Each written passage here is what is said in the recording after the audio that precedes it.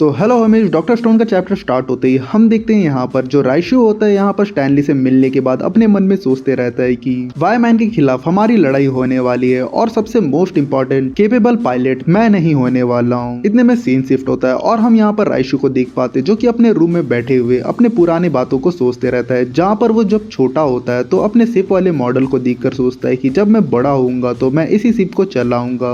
इतने में हम देखते हैं उसके बाजू से यहाँ पर सेंकू गुजरते रहता है, जिसको देखकर यहाँ पर राइशू जो होता है उसे आवाज लगाता है और उससे कहता है कि मैं तुमसे एक क्वेश्चन पूछना चाहता हूँ। मान के चलो तुम एक नाइट होते किसी एक मिडिवल किंगडम के। जैसे यहाँ पर राइशू का क्वेश्चन सुनता है सेंकू, वो थोड़ा सा हैरान हो जाता है और सोच में पड़ जाता है कि आखिर ये बंदा क्या पूछ रहा है मेरे से।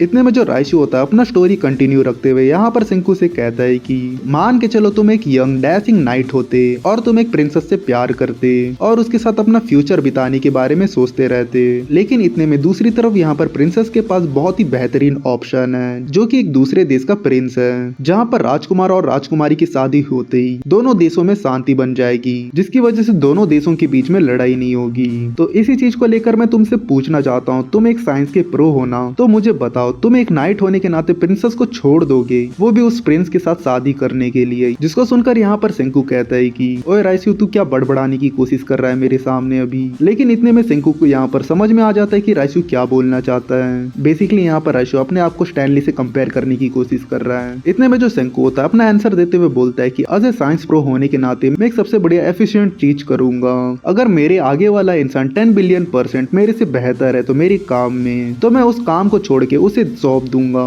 सेंकू का ये जवाब सुनकर यहाँ पर जो राइशू होता है अपने फेस में एक स्माइल देता है और इसी के साथ यहाँ पर सीन शिफ्ट होता है और डॉक्टर जेनो की तरफ जाता है, जहाँ पर डॉक्टर जेनो बोलता है कि मैं तो बहुत बिजी रहता हूँ यार, तुम लोग को मेरे को बुलाने से पहले सोचना चाहिए था। वैसे भी तुम लोगों को पता है कि मेरा आंसर क्या होने वाला है इस बात को लेकर। तुम लोगों ने जो सोचा है वो बहुत बढ़िया सोचा है, मेरा इस चीज को लेकर कोई ऑब्जेक्शन नहीं है, मैं इस चीज से एग्री करता हूँ। ये चीज बोलते हुए यहाँ पर जो डॉक्टर जेनो होता है अपना चेहरा नहीं दिखाता है, उसके बाजू में खड़ा अपना जिन जो होता है उसे देखकर ऑब्जर्व करते हुए बोलता है कि जब भी डॉक्टर जेनो अपना फेस नहीं दिखाता है तब वो अपने आप को कूल और काम दिखाने की कोशिश करता है। लेकिन मुझे पता है कि वो ऐसा क्यों करता है, ताकि वो अपने इमोशंस को छुपा सके, वो भी दूसरे लोगों के सामने। जैसे कि मैं कहता हूँ जैसा गुरु वैसा उसका चेला, सही बोला ना सेंकू? इतने में डॉक्टर जेनो अपना अजीब सा स्माइल देते हुए इनके सामने कहता है कि कुछ भी बोलो, मैं तुम्हारे प्रपोजल को लेकर थोड़ा सा शौक हूँ। मुझे पता है कि स्टैनली एक अल्टीमेट सोल्जर है, लेकिन तुम लोगों को नहीं लगता है कि अगर स्टैनली मेरे साथ वापस से आ जाए तो हम लोग इस दुनिया को टेक ओवर कर लेंगे?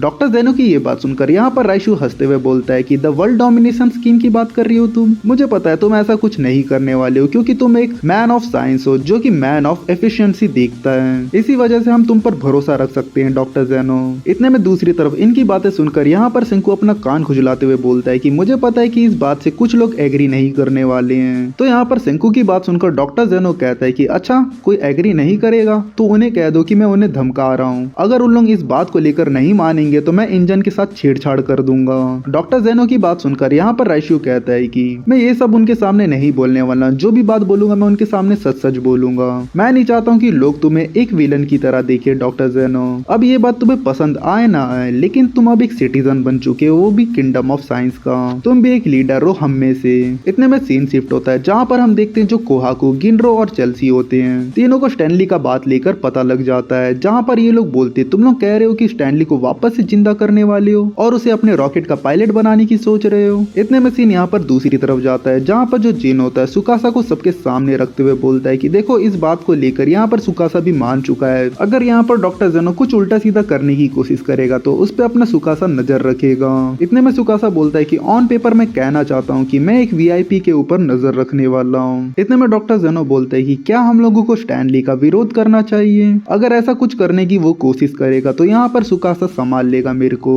तुम लोग कह सकते हो कि मैं एक होस्टेज का काम कर रहा हूँ। इतने में दूसरी तरफ यहाँ पर गिनरो बोलता है कि लेकिन ऐसा क्यों कर रहे हैं हम लोग? क्या पता उसके हाथ में गन आते ही वो सबको शूट करके मारना चालू कर दे। गिनरो की ये बात सुनकर यहाँ पर उक्यू बोलता है कि मुझे इस बात की चिंता नहीं है, क्योंकि स्टैनली एक सोल्जर है, वो सिर्फ ऑर्डर्स फॉलो करता है, जो भी हम उसे मिशन देंगे वो चीज को वो पूरा करेगा, और ये चीज उसने पहले भी साबित कर रखी है। और मैं ये बोल सकता हूँ कि अभी के टाइम में वो बदल सकता है इस चीज को लेकर। उक्यू की ये बात सुनकर यहाँ पर गिनरो एकदम परेशान होते हुए बोलता है कि लेकिन वो बहुत ही खतरनाक है, उसे बंद कर रखो हमेशा के लिए।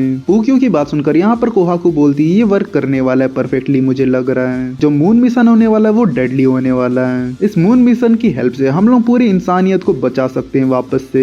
वैसे भी हमें फर्क नहीं पड़ता है कि इससे पहले स्टैनली ने क्या किया है। इतने में जो चेल्सी होती है यहाँ पर राइशू के पास जाकर उससे पूछती है, तुम इस बात को लेकर श्योर हो क्या राइशू? तो यहाँ पर चेल्सी की बात सुनकर यहाँ पर राइशू कहता है कि हाँ, मैं इस बात को लेकर श्योर हूँ, क्योंकि मैं एक एस पायलट तो हो सकता हूँ लेकिन मेरी शूटिंग स्किल अच्छी नहीं है। राइशू की ये बात सुनकर यहाँ पर चेल्सी उससे कहती है कि मेरा मतलब वो नहीं था, क्या तुम मून में जाने के लिए इतने हाइप नहीं हो क्या? चेल्सी की ये बात सुनकर यहाँ पर राइशू थोड़ा सा उदास हो जाता है। इतने में हम देखते हैं अपना जो साइंस गैंग होता है यहाँ पर स्टैनली को रिवाइव करने के लिए जाते हैं, जहाँ पर ये लोग बात करते रहते हैं कि वो एक ग्रेटेस्ट मार्क्समैन है जो कि अपने काम में बहुत ही बेहतर है। और इसी के साथ यहाँ पर सीन शिफ्ट होता है जहाँ पर हम देखते हैं जो स्टैनली होता है वापस से रिवाइव हो जाता है और उसके सामने अपना डॉक्टर जेनो होता है जो कि उसको सिगरेट देते रहता है, जहाँ पर स्टैनली सिगरेट पीते हुए बोलता है कि अब क्या काम है। दूसरी तरफ यहाँ पर सेंको इनको देखकर बोलता है कि मुझे ये देखकर पसंद आया कि ये दोनों कितने जल्दी घुल मिल गए एक दूसरे से। इतने में यहाँ पर डॉक्टर जेनो बोलता है कि स्टैनली बहुत ही केपेबल है अपने काम को लेकर, उसे जो भी काम उससे हो सकता है वो चीज को वो पूरा करके ही रहता है। वैसे भी एक प्रोफेशनल होने के नाते ये अपने काम को बहुत ही जल्दी पूरा करता है। इतने में डॉक्टर जेनो यहाँ पर स्टैनली से कहता है कि मान लो कि तुम्हें 1 पाउंड वजन की गोला बारूद को 600 मीटर की दूरी में फायर करते हो, तो वो भी मून सरफेस में, वहाँ की ग्रेविटी और एक्सेलरेशन अर्थ के छठे हिस्से के बराबर होती है और स्पेस में एयर रेजिस्टेंस 0 होता है। और जो तुम्हारा टारगेट होने वाला है वो मेड्यूसा डिवाइस होने वाला है जो कि तुमसे एग्जैक्टली 1 किलोमीटर की दूरी में होगा।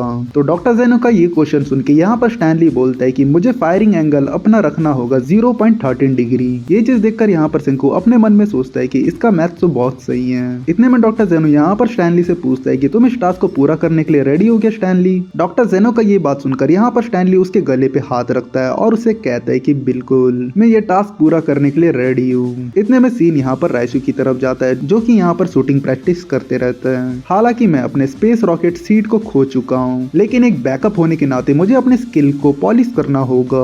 इतने में वहाँ पर आता है स्टैनली और यहाँ पर झाड़ियों के पास से सीधा अपने राइशू को देखते रहता है और उसके पास यहाँ पर फ्रांसोइस आती है और राइशू से कहती है कि मैं बिल्कुल आपके जैसी हूँ मास्टर राइशू, आपने एक बड़े डिजायर को लेकर अपने पर्सनल डिजायर को साइड रख दिया है ताकि इंसानियत की जीत हो सके करके। आखिर आप कितने नोबल इंसान हो मास्टर राइशू। फ्रांसोइस की ये बात सुनकर यहाँ पर राइशू बोलता है कि तुम्हें मुझे कंफर्ट करने की जरूरत नहीं है फ्रांसोइस। इतने में यहाँ पर राइशू उदास होते हुए बोलता है कि मैं ये चीज बहुत मन से चाहता था लेकिन धत तेरी की ये चीज मैं नहीं कर पा रहा हूँ। इतने में स्टैनली दूर से इनकी बातें सुनते रहता है। इतने में राइशू शूटिंग करने के लिए अपना गन वापस से उठाता है, लेकिन यहाँ इतने में हम देखते हैं यहाँ पर जो तीनों टारगेट होते हैं तीनों टारगेट पे बुलजाई हिट होता है, जिसको देखकर यहाँ पर फ्रांसोइस हैरान होते हुए बोलती है अरे यार ये तो लगातार बुलजाई है। फ्रांसोइस की ये बात सुनकर यहाँ पर राइशू बोलता है कि ये मैंने नहीं किया है, ये उसने किया है। और यहाँ पर हम देख पाते हैं जो स्टैनली होता है वो टारगेट्स को हिट किया होता है एक्चुअली। और इसी के साथ अपने मून मिशन के लिए 3 लोग जो सिलेक्टेड हुए रहते हैं वो कंफर्म हो जाते हैं, जो कि सेंकू, कोहाकू और स्टैनली है।